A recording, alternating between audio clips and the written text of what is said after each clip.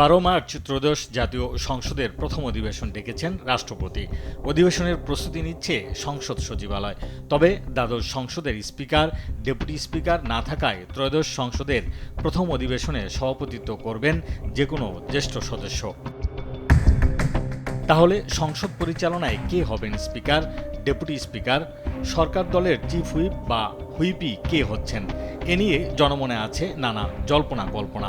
সংসদের প্রথম অধিবেশনেই হবে সেই জল্পনা কল্পনার অবসান। তবে পদগুলোর দৌড়ে কারা আছেন এগিয়ে? স্পিকার পদে 3 জনকে নিয়ে চলছে জোর গুঞ্জন।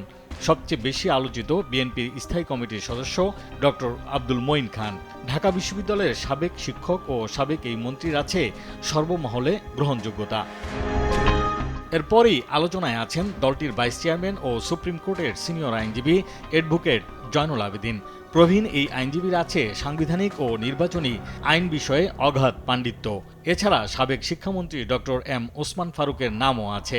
বিশ্বব্যাংকের সাবেক এই উচ্চপদস্থ কর্মকর্তার আন্তর্জাতিক উন্নয়ন ব্যবস্থাপনা ও সংসদীয় কার্যক্রমে দীর্ঘ অভিজ্ঞতাই তাকে রেখেছে আলোচনার টেবিলে। ডেপুটি স্পিকার পদেও আলোচনায় আছেন 3 জন। এবিএম আশরাফুদ্দিন নিজান, ব্যারিস্টার আন্দালিব রহমান পার্থ ও ব্যারিস্টার এএম মাহবুবউদ্দিন খোকন। দলের ভেতরে ও বাইরে অত্যন্ত জনপ্রিয় এই 3 নেতার মন্ত্রিসভায় জায়গা না হলেও ডেপুটি স্পিকার হিসেবে আসতে পারেন।